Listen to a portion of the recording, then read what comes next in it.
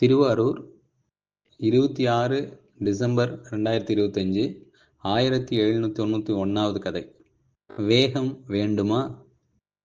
நீண்ட நாள் கழித்து திருவாரூர் போகலாம் என்று பேசி கிளம்புகிறார்கள். போய் சேருகிற மாதிரி தெரியவில்லை. சரவடி நேற்று மேல்மருவத்தூர் வந்துவிட்டு இன்று காலை திரும்பி சென்னைக்கே போய்விட்டார். அங்கிருந்து ஆக்ஸ்போர்டுடன் மறுபடியும் கிளம்பி வருவதாக பேச்சு. 11 மணிக்கு வந்தார்கள்.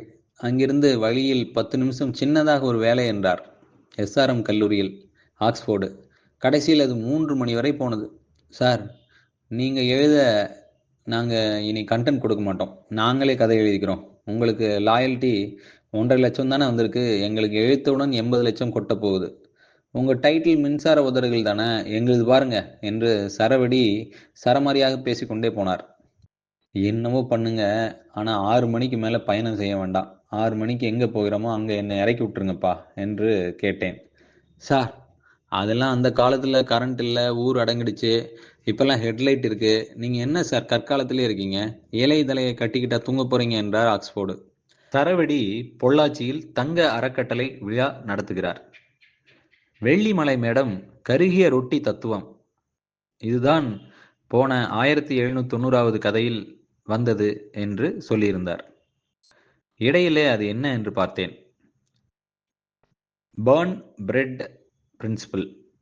ஒரு வீட்டில் ரொட்டி கருகிவிட்டதால் அவர் பயணிக்கவிருந்த கார் விபத்திலிருந்து தப்பிக்கிறார். ரொட்டி கருகாமல் இருந்தால் அந்த விபத்து ஏற்பட்டிருக்கும் என்று வருகிறது. பாண்டிச்சேரி தாண்டி வைத்தீஸ்வரன் கோயில் ரோடு சுமாராகத்தான் இருந்தது. ஓட்டுநர் கிளி அதில் பறந்தார். கார் குதித்தது.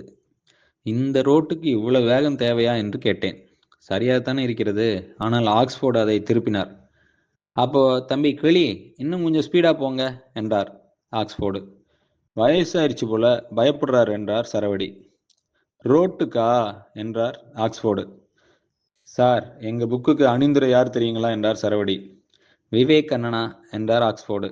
இல்லைங்க சார், சாரே தான் என்று என்னை காட்டினார்.